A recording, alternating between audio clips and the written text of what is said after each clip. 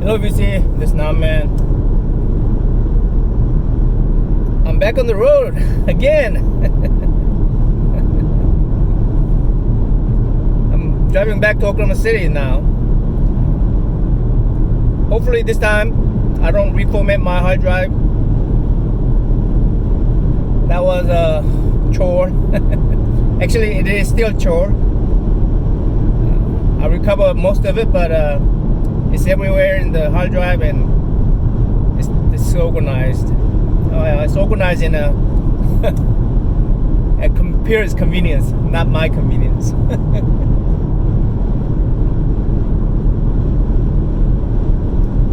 Today I want to talk about this book I read, or actually I listened to on my last road trip. I like to listen to audio books on these long road trips, you know, like 8 hours at a time. These books last about that long. I don't normally read the self-help books, you know, one of those motivational books or how to succeed in life kind of books. It's been a long time, but someone recommended this to me, so I'll go ahead and read it. I used to read quite a bit of this type of books when I was in business, but once I finished my business, I said, who need those? But this one is a pretty interesting one. Title of the book is How to Fail at Almost Everything and Still Win Big, by Scott Adams. Scott Adams is a comic strip artist. It turns out his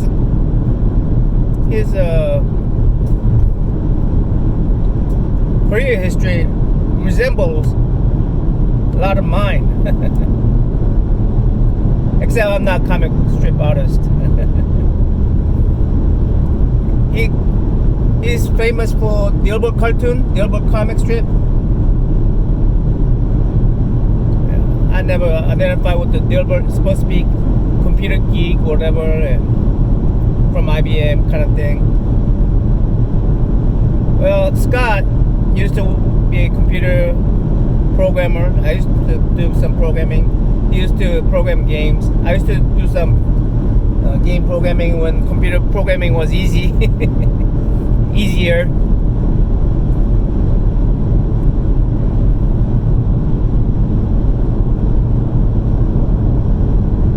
He used to run his own business, restaurant business. I failed at restaurant business. I'm in a sandwich shop or coffee shop, whatever you want to call it. I call it chat room, little coffee shop with sandwiches. Cyber cafe kind of thing.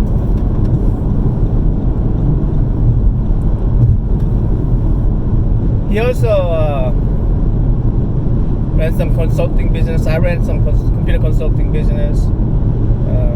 He failed at that. So he's talking about a lot of his failures. And in his book, basically, he's saying, hey, I have failed forward. And if you fail forward enough, you'll come to success. I guess my problem is I fell backwards.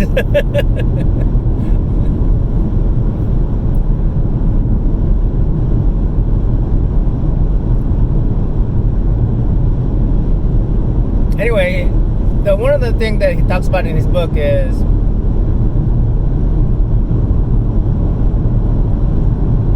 goals are bullshit. That's his words, okay? Goals are bullshit. To succeed, in his book, you have to have a system, which I agree with. So let's say, for instance, goal is to lose 20 pounds. I mean, you could achieve that goal in so many different ways, and some not so smart way, right? And mostly people regain that back. I know I've gone through that tons of times. I'm still going through it. But instead of setting goals like that, to me, this is a little goal too, but it's just eat healthy.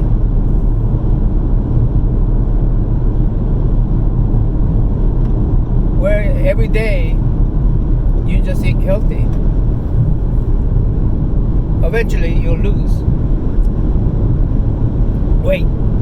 You may not, but at least you are eating healthy. That's his way of explaining it. Basically saying, look, he go into deeper and say, hey, look, eat food that energizes you. Don't eat food that make you sleepy, like a simple carbs and things like that. But he goes into that too.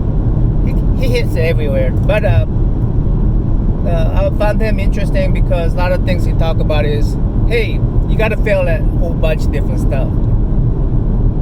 For mediocre people like us, we need to just fail and fail and fail, and make sure that whatever you failed at, you learn something from it.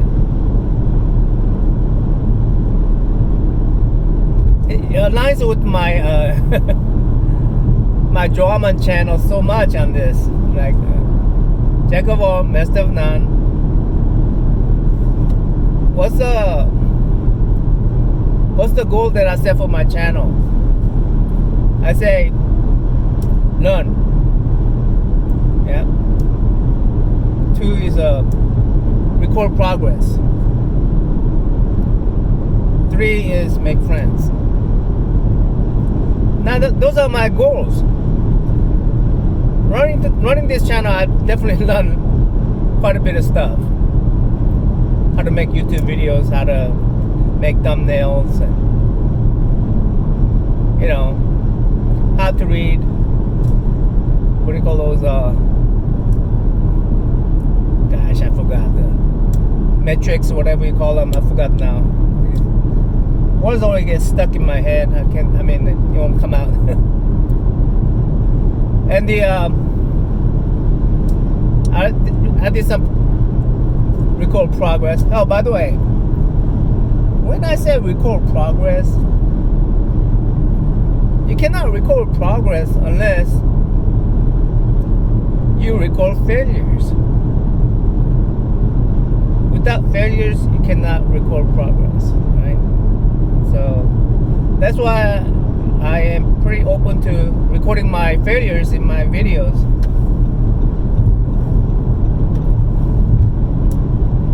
Third thing, make friends. And I made friends. Good friends. So my goal is done. I'm done. I can just close the shop and I'm call it a day. What I realized after reading Scott's book is that I'm in a system.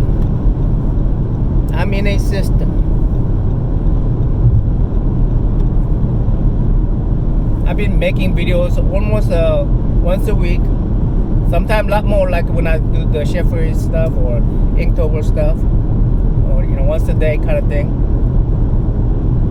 But 1 or twice a week sometimes, but normally once a week. I've been doing that, and I've been recording everything, just see if I could use it as B-roll, or so having my phone ready anytime I go somewhere, I can record stuff, any event. It has become a system, and that's why when I lost that 1 terabyte worth of video and clips and B-rolls, I was in panic. I recovered them, but I have to rearrange them. But then anyway, what I'm trying to point out is that the goals that I set, all those were actually a system. Learning something. I do that every day. Everybody just you're sort of forced to learn, right? You read a newspaper, you learn. You watch a YouTube video, you learn. Recording progress. I've been recording progress regularly.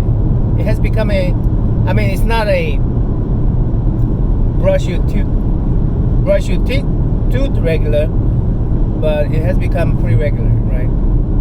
Even this, I'm recording. I don't even know if this is going to be used in my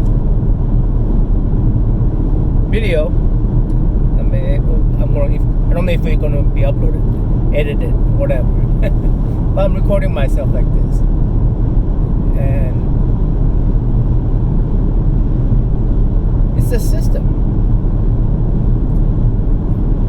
Friendships are a system too.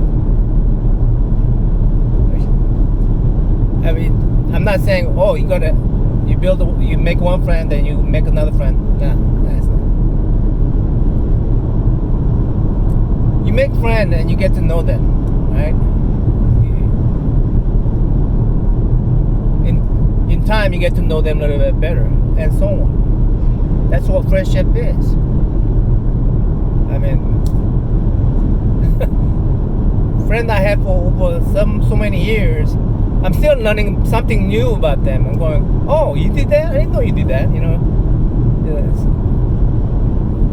And they are learning something new about me. So, getting to know your friend, even know your family, these are systems, not a goal. It's something you do every day, or have a frequent you do. So that's that. So I thought that's how he relates to my channel. Another thing he said was, everything I do is mediocre. He says, I'm a mediocre artist. He says, I'm a mediocre writer. I'm a mediocre businessman, mediocre finance guy, mediocre marketing person, mediocre speaker. But because of all those little skills that he has acquired through mediocrity, it combined into something that he could use in his Dealbook comic strips. Success. He has become a successful Dealbook comic book strip artist, or comic strip artist, whatever. Not book. Yeah, he just does strip. But he writes books. I mean, people are saying, hey, people are coming up to him and say, hey, how do you become so successful? And he say, well, I'm just mediocre at everything, but I'm mediocre at a lot of things, and that combine him into a success. And for a person like me, jack of all, master of none, person like me, it brings a little hope and joy, knowing that, hey, one day maybe I could be as successful as Scott Adams.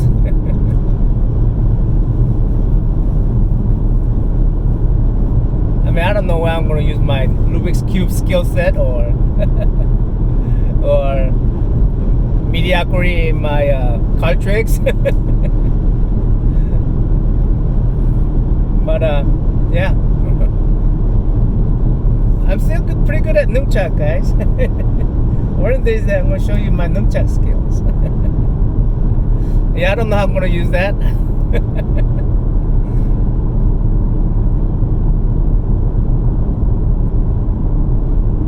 But yeah, I'm a mediocre artist. Thinking about opening I have already opened a channel, I just haven't uploaded anything. And here's what I thought, maybe I'll use this channel to launch other channels.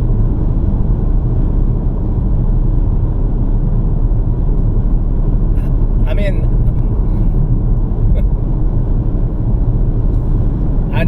I know what it takes to involved in Vinyl community.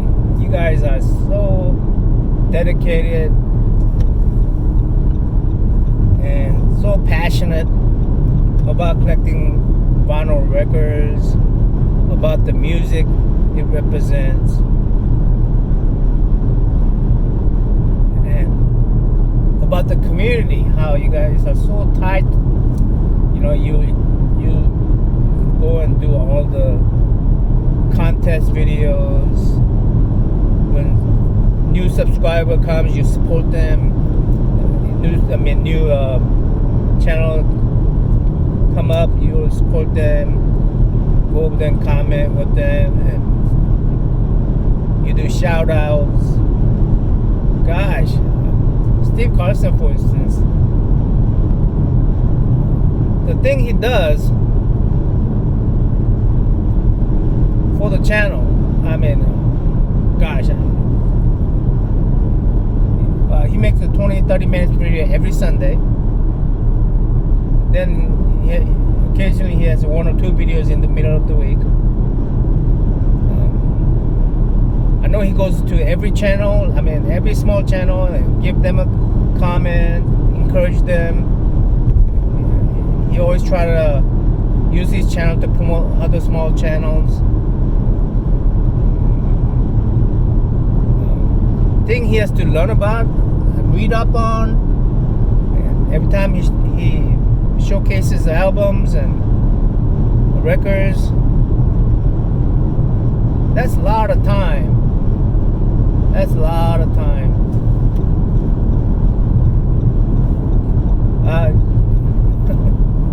When I have these multiple channels, that's not. I cannot do that for every channel. You know.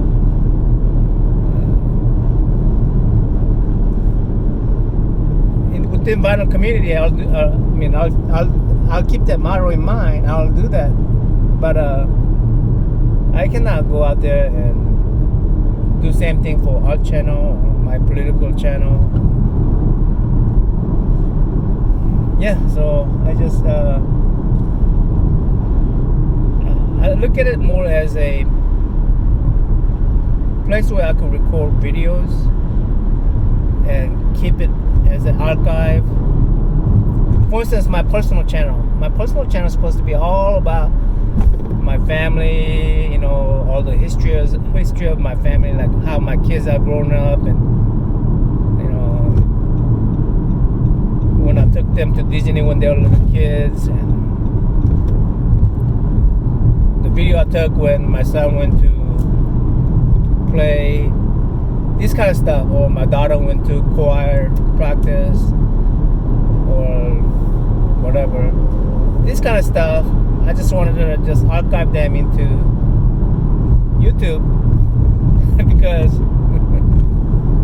I know that myself, I could just easily format the drive or lose hard drive because it failed on you. Various way, I lost a lot of data throughout my lifetime. So YouTube's supposed to be where I could just record stuff and archive all my personal videos and my thoughts. That's one of the, to me, that's one of the benefits of YouTube. That's how I'm willing to put it in there, and if they can make money from it, go ahead and let them make money from it. I mean, I thought they could make much money from my channels. My political channel, they might make pretty good money, but yeah. I'm expecting my art channel to do well too. But you know what I'm going to do? Here's what I'm going to do. I'm going to make a whole bunch of video, archive it onto my hard drive, you know, art channel videos. And I may show it here, showcase some of that here on this channel. Because I'm going to draw probably like musicians, and I'm going to try to redraw like Elvis when I did the maybe do history and Elvis while I'm drawing him, or Michael Jackson, or Beatles. Then my favorites like AC/DC, Pink Floyd, Boston, Phoners, Cheap Trick, all these guys. So, yeah, I'm still thinking on it.